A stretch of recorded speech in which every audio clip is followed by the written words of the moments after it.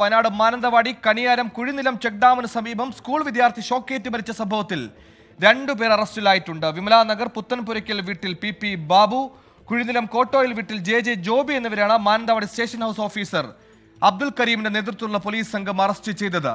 അനധികൃതമായി വൈദ്യുതി ഉപയോഗിച്ച് മീൻ പിടിക്കാൻ ശ്രമിച്ചതാണ് കുട്ടിയുടെ മരണത്തിന് കാരണമെന്നാണ് നിഗമനം.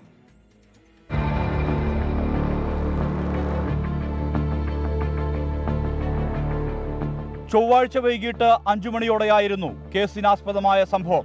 Kaniyaram father GKM higher secondary സ്കൂളിലെ 9ാം ക്ലാസ് വിദ്യാർത്ഥി കുഴിനിലം അടുവാൻകുന്ന് കോളനിയിലെ അഭിജിത്താണ് മരിച്ചത്. 14 വയസ്സായിരുന്നു. അനധികൃതമായി വൈദ്യുതി ഉപയോഗിച്ച് മീൻ പിടിക്കാൻ ശ്രമിച്ചതാണ് കുട്ടിയുടെ മരണത്തിന് ഇടയാക്കിയത്.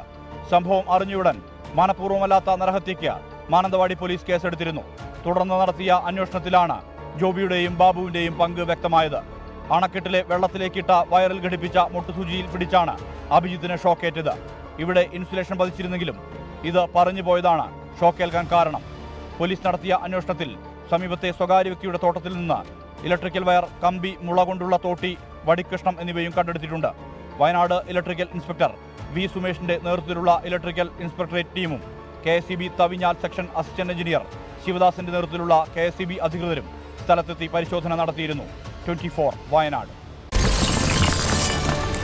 24 അഞ്ചിന്റെ വജ്രത്തിളക്കം.